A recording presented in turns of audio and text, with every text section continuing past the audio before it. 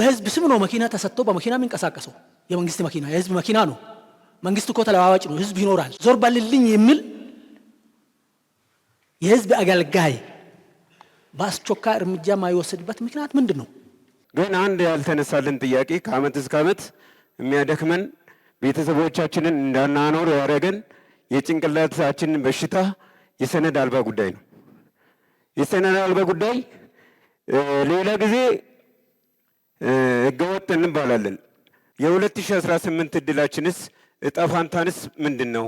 ህዝብን አዳምጦ የህዝብን ተጠቃሚነት እንዲረጋገጥና ለህዝብ የገባውን ቃል ተግባራዊ እንዲሆን የተደረገበት አግባብ ያው እናንተው ራሳችሁ ምስክሮች ናችሁ።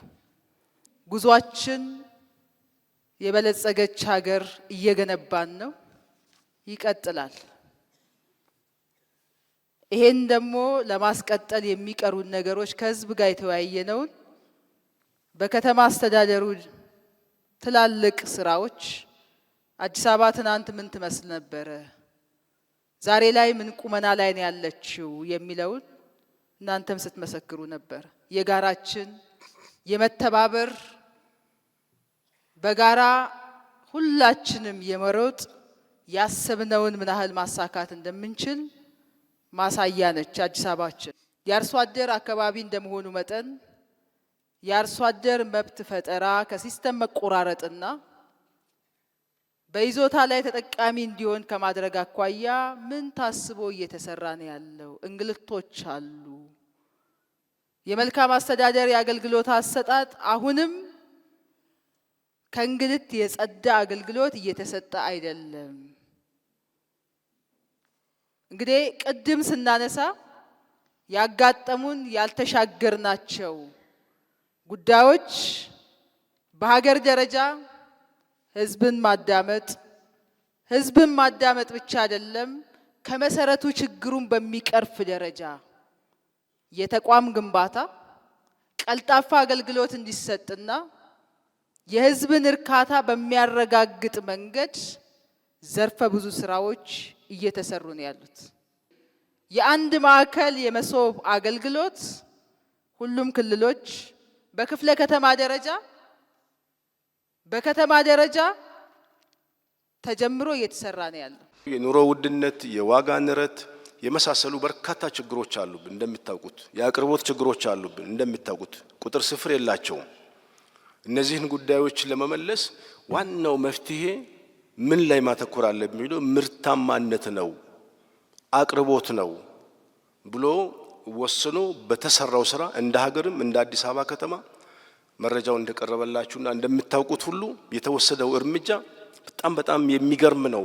ነገር ግን አሁንም ደግሞ የሚቀጥሉ ችግሮችን ሲታነሱ እንደነበረ ከመስራት ብልጽግናም የመንግስታችን ወደ ኋላ እንደማይል የከተማ አስተዳደራችን እንደምታውቁት 4-7 ነው የሚሰራው። እናንተ ያነሳችሁት ጉዳዮች በአጭር ጊዜ የሚፈቱ ረጅም ጊዜ የሚፈቱትን ለይተን የእቅዳችን አካል አድርገን ከናንተ ጋር ተባብረን እናንተም በየጊዜ እንደዚህ መስተካከል ያለባቸውን ጉዳዮች መረጃ እየሰጣችሁ ከሄዳችሁ እኛም የእቅዳችን አካል አድርገን የምንሄድ ከሆነ ያቀድነውን የሁለንተናዊ ብልጽግና ጉዞ በአጭር ጊዜ ማሳካት እንደምንችል ሰርተን ያመጣናቸው ውጤቶች ማሳያ ስለሆኑ እነዚህን ጉዳዮች ወስደን የእቅዳችን አካል አድርገን ቀጣይ ከናንተ ጋር ተባብረን የምንሰራ ይሆናል። የሚያይ ሰው ያየውን ይመሰክራል ይናገራልና። ስለዚህ ዛሬ ዓለም ብርቅና ድንቅ እያለ አይኑን አፍጥጦ እያየ እየተመለከተ ሀገርም ውስጥ ውጭ ዓለምም ሆናችሁ ያላችሁ ወገኖቻችን ኢትዮጵያውያን እባካችሁ እዩና መስክሩ፣ አይታችሁ ተናገሩ። ምስክርነት ብቻ አይደለም፣ ተባበሩ። ካልተባበራችሁ ደግሞ በርቱ በሉ፣ ጠንክሩ በሏቸው። ይሄን ልና ዛሬ ሀገራችን ኢትዮጵያ ያለችበትን እድገት ሳይ ዳግም እንደተወለድኩ እቆጥረዋለሁ። ይሄ ሁሉ ለውጥ እንዴት መጣ? ከለውጥ ወዲህ አዲስ መሬት መጣ እንዴ? ገንዘብ ሀብት ፈሰሰ እንዴ? ያው ህዝብ፣ ያው መሬት፣ ያው ባለሀብት፣ ያው ህዝብ እኮ ነው ያለው። ታዲያ ለውጡ ምንድን ነው? ራዕይ ያላቸው መሪዎች፣ አሻግረው የሚያዩ መሪዎች፣ ቁጭት ያለባቸው መሪዎች፣ ኢትዮጵያ ኋላ ቀር ድሃ ረሀብተኛ መባል የለባትም የሚል ከውስጥ የመነጨ እልህ ያለባቸው መሪዎች ፈጣሪ ስለሰጠን ነው።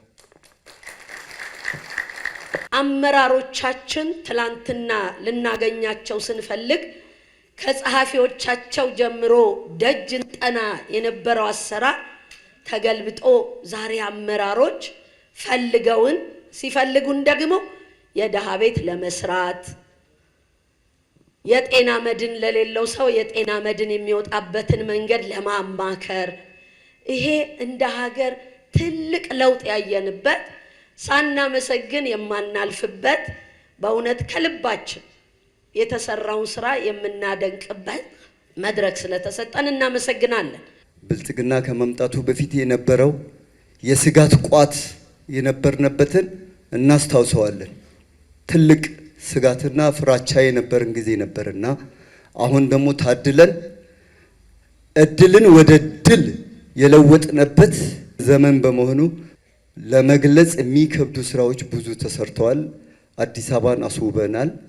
በጣም ትልቅ ስራ ሰርተናል። የተሰሩትን ስራ እውነት ለመናገር መግለጽ ያቅታል። ምክንያቱም ዛሬ አንድ እናት ልጅን ምን ላብላው የምትል ልጇን ዩኒፎርም አልብሶ ምግብ አብልቶ ያውም በሜኖ መርጦ የውስጥ ችግር እንዳለ ሆኖ በሜኖ መርጦ ልጇ አበልቶ ሲመጣ ምን ያህል እርካታ እንደሆነ አስቡ። አዲስ አበባ አልተነካም። የአዲስ አበባ ውዝፍ ቀላል አይምሰላችሁ። ምን የት ነበረ የሚልና ያስብላል።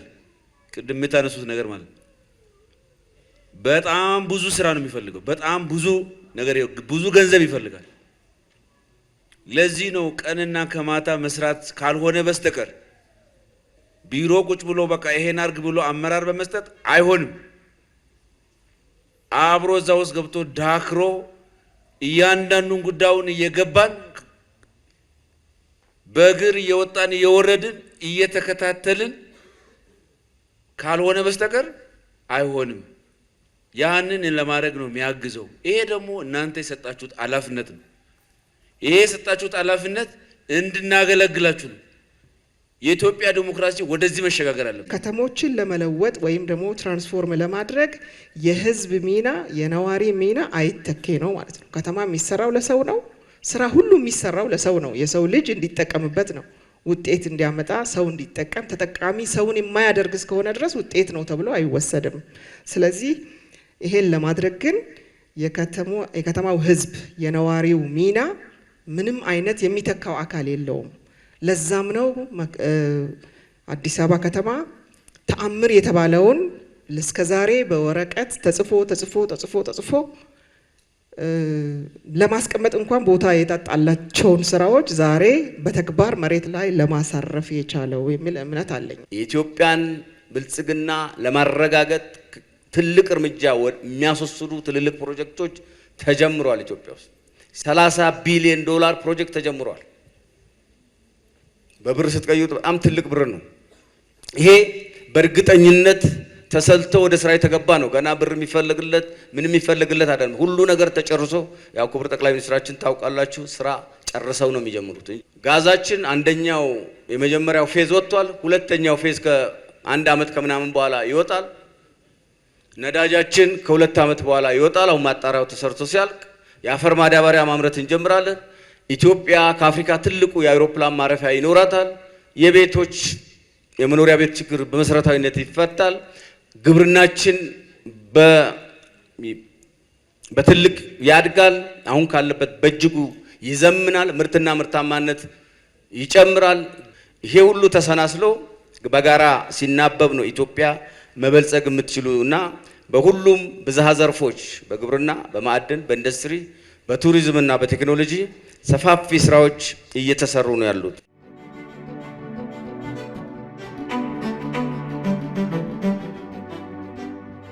ከለውጡ በኋላ ሲሰሩ የነበሩ ስራዎች እኛ በእውነቱ መናገር አያስፈልግም፣ ስራዎቹ ስለሚናገሩ ማለት ነው።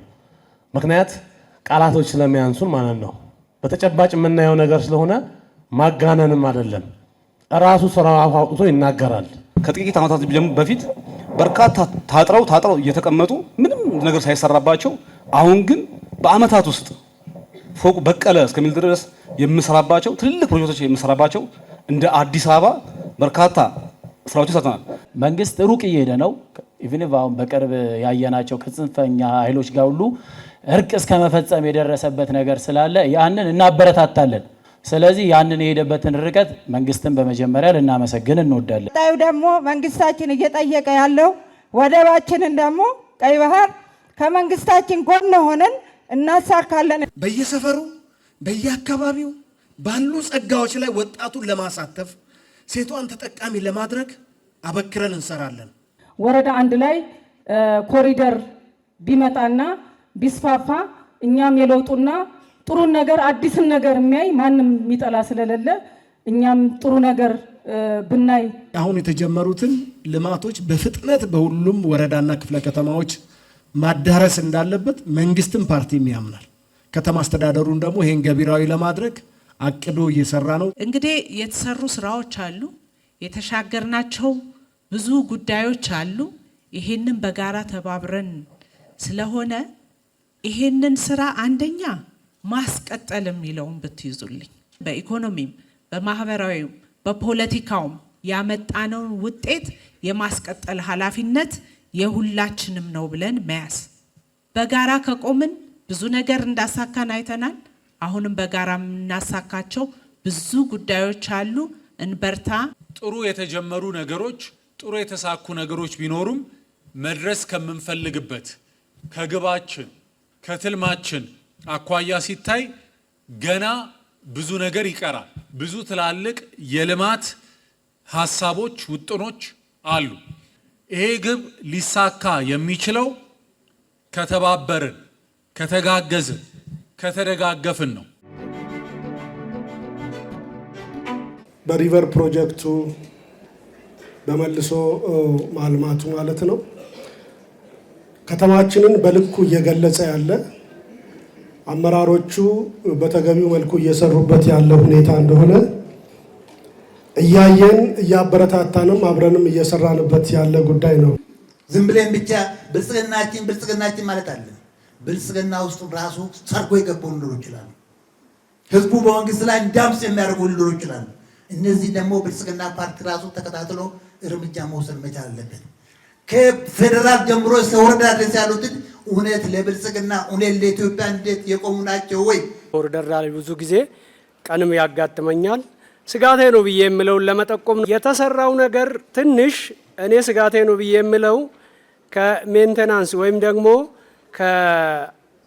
ከአጠባበቅ አንጻር ትንሽ የምትታየውን ጭላንጭል ለመናገር ፈልጌ ነው።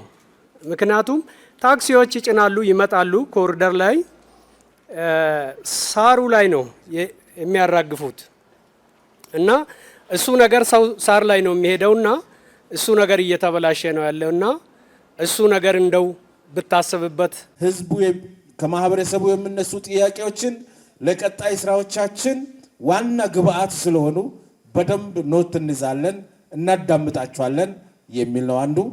ሁለተኛው ማዳመጥ ብቻ ሳይሆን አዲስ አበባ ላይ እየተሰራ ያሉ ስራዎች የማህበረሰቡ ተሳትፎ ያልተለያቸው ስለሆኑ በተደራጀ መልኩ ህዝቡን የማሳተፍ ስራችንንም በዚሁ መድረክ እናጠናክራለን። የተደራጀ የማህበረሰብ ተሳትፎን የተደራጀ የከተማ ዜጎች የከተማ ነዋሪዎችን ተሳትፎ እናጠናክራለን። በሶስተኛ ደረጃ ደግሞ የጀመርነውን የመግባባት ዲሞክራሲ ኢትዮጵያዊ የመግባባት ዲሞክራሲ ባህላችንን እናሳድጋለን። ምክንያቱም ዲሞክራሲ ባህል እያደገ የሚሄደው ህዝብ ለመሪዎቹ ለአስተዳዳሪዎቹ በአጠገቡ ሆነው ስራ ለሚሰሩ አካላት ያለን ጉዳይ ሲናገሩ፣ መሪዎች ደግሞ ሲያዳምጣቸውና በጋራ ሲተጋገዙ ልማት መስራት ብቻ ሳይሆን የዲሞክራሲ ባህልም እያደገ ነው የሚሄደው። ስለዚህ የተጀመረውን ኢትዮጵያዊ የመግባባት የዲሞክራሲ ባህላችንን እናጠናክራለን። ይሄ መድረክ በሚያጠናክር መንገድ አንዱ የተለየ ትኩረት ሰጥተን የጀመርነው ስራ የምናጠናክረው የኑሮ ውድነትን ለማቃለል የሚሰሩ ስራዎችን እናጠናክራለን። እዚህ ላይ የሰጣችሁትን ማስታወሻ በሚገባ ያነሳችሁትን ሀሳብ በሙሉ ይዘናል። ለምሳሌ የኑሮ ውድነትን ለማቃለል በመንግስት በከተማ አስተዳደር በክፍለ ከተማ ደረጃ በየደረጃ ያለ አመራር ቢያንስ 3 እና 4 ዋና ዋና ስራዎችን ጀምረናል። እነሱን እናጠናክራቸዋለን። የመጀመሪያው ምርታማነትን ማሳደግና ሁሉም ሰው ምርታማ እንዲሆን ማድረግ ነው። ለምሳሌ ስራ የሚሰራ ሰው፣ ምርት የሚያመርት ሰው፣ ገቢ የሚያገኝ ሰው ገበያ ላይ ያለው ዋጋ ቢወደድ መግዛት ይችላል አይደል? ገቢ ካገኘ ገቢ ከጨመረ። ዋናው እኮ በኑሮ ውድነት የሚጎዳው ሰው ገቢው የማይጨምርለትና ገቢ የማያገኝ ሰው ነው። ስለዚህ ምርታማነትን ማሳደግ ያስፈልጋል ብለን የጀመርነው ስራ አለ። ከዚህ ውስጥ አንዱ በክልሎች ላይ የምንሰራው የግብርናው ዘርፍ ላይ የጀመርነው ግብርናው መቀየር ነው። ምክንያቱም አንዱ የኑሮ ውድነትን የሚያባብሰው ለምግብ የምንፈልጋቸው የቀለብ የግብርና ምርቶች ናቸው። እዚህ ላይ መንግስት በጣም በተጠናከረ መልኩ ግብርናው ላይ የጀመረው ስራ አለ። በሁሉም በነገራችን ክልሎች አመራሩን ሰልጥኖበታል። ህዝቡም አርሶ አደሩም በዚህ መልኩ ልክ አዲስ አበባ ላይ ሰው እየተወያየ እንዳለ ይወያያል። ስለዚህ አንዱ እሱ ነው። ሌላው ከተሞች ላይ የጀመርነው የከተማ ግብርና ማጠናከር አለብን። ዶሮ ላይ፣ እንቁላል ላይ፣ ወተት ላይ ሌሎች በከተማ ግብርና ደረጃ የተጀመሩ ቨርቲካል ፋርሚንግስ ላይ የተጀመሩ ስራዎችን በማጠናከር የምርታማነትን ሁሉም በተሰማራበት መስክ ደግሞ በማጠናከር ከሁሉም በላይ ደግሞ የስራ ባህላችን እየተቀየረ ነው። የበለጠ በመቀየር ሁሉ ሰው ስራ ላይ በመሆን የኑሮ ውድነትን ለማቃለል የጀመርነው ስራ በምንም መንገድ የምንዘናጋው አይደለም። አጠናክረን እንቀጥላለን። ከዚህ አኳያ ያነሳችሁትን ሀሳብ በሙሉ ይዘናል ለማለት ነው።